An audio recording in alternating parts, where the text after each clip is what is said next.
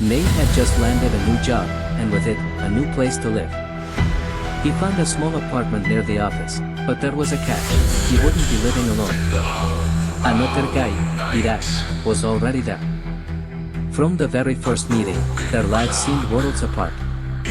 Neil was cheerful, smart, and always busy. His habit was to come home from work and talk to his girlfriend on the phone late into the night.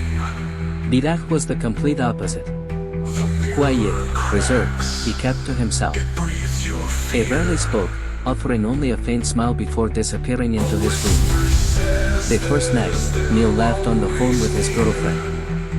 "This new roommate is such a serious type." There he said 2 words. "Oh well, I'd bet you to talk to, right?" He chuckled to himself. He figured Iraq was just a private person. He had no idea it was only the beginning. A few days passed like this. They'd both go to their jobs and return to the flat at night. Nate would often sit in the living room, alone, laughing calls with his girlfriend. Iraq would just slip quietly into his room. Sometimes the door was slightly ajar, and Neil would catch a glimpse of him reading a book or tapping on his laptop.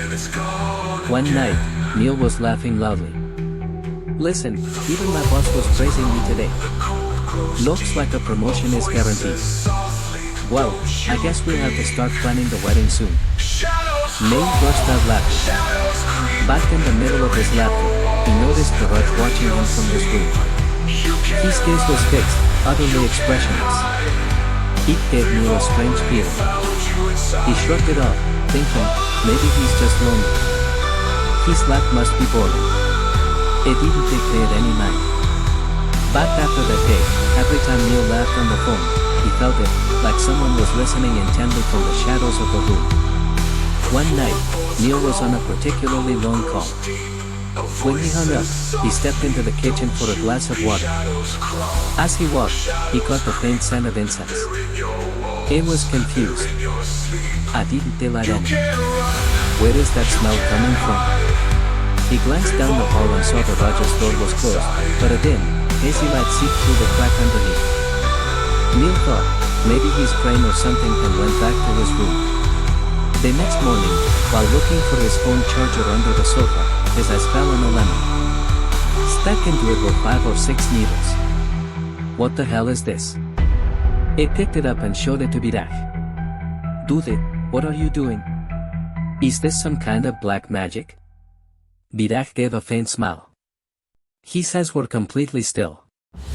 "No. It's to ward off the evil eye. Come on, man, even my mom does this lemon trick." "Why so serious?" Birak turned without another word and went to his room. "Is it really for the evil eye, or something else?" One evening, as Neil was fixing his tie in the mirror, he suddenly saw his reflection smile slightly. But he himself was standing there, completely serious. Neil's heart slammed in his chest. He rubbed his eyes quickly. When he looked again, everything was normal.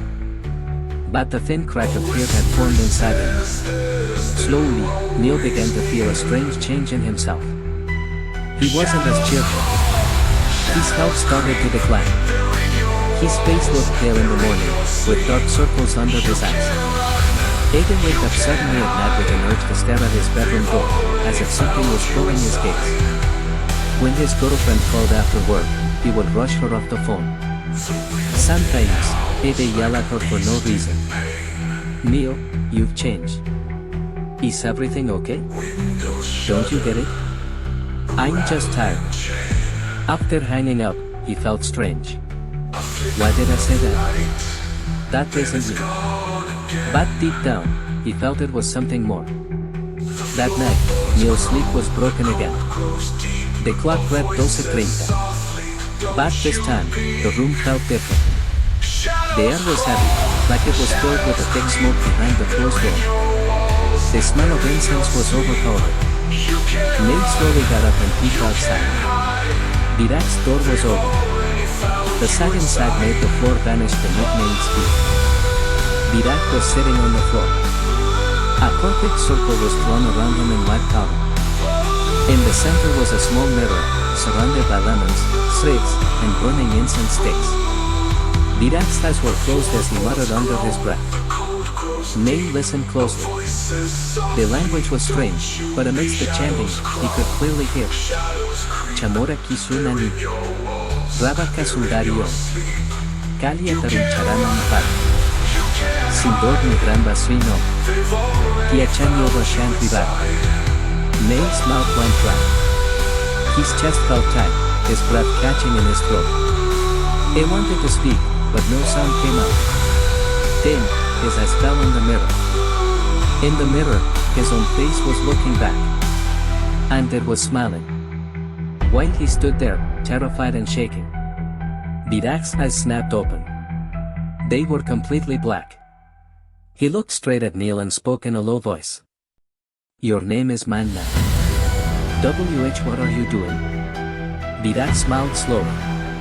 His face held a strange serenity, as if he enjoyed Neil's spirit. This is Vashikaran, Neil. You have everything. A great job, a beautiful girlfriend, laughter, a happy laugh, and I have nothing.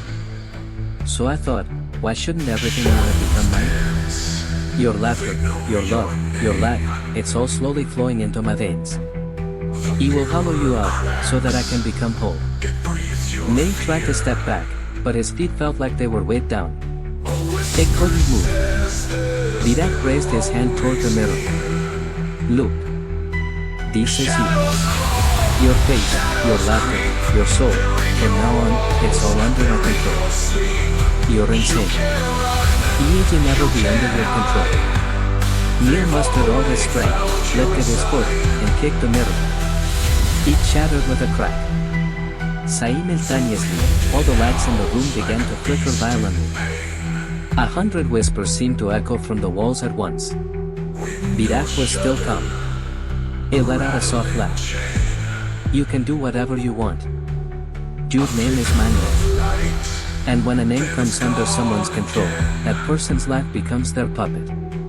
Neil grabbed shards of the broken mirror and began scraping at the powder circle, breaking the lines. The incense sticks fell to the floor and extinguished. Back as the lamp broke, the air grew even heavier. The fluorescent light flickered so intensely it was blinding. The whispers from the walls grew louder. Vidak stood up. His posture was straight and confident. His eyes were not fully black, a terrifying smile on his lips. It's too late, Neil. Your breath, your thoughts, your relationships, they are all slowly falling into my grasp. Even your girlfriend is starting to feel my presence. No. No. A name can never be killed, Neil. It can only be changed. Neil's body suddenly went limp.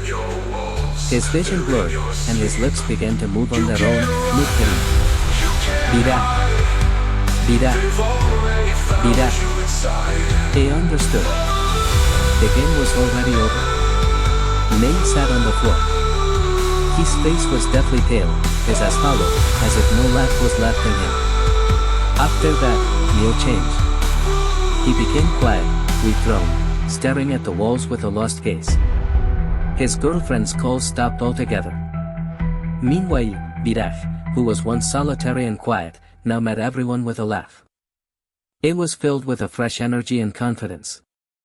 The Raj had grown jealous of his roommate's laugh and happiness, and that's why he used Vashikaran to claim all of Neil's joy for his own. Vashikaran isn't just a story. In reality, people steal the lives of others to satisfy their own hunger. Be cautious around those you don't know. Protect your identity and your love. Don't become the next victim.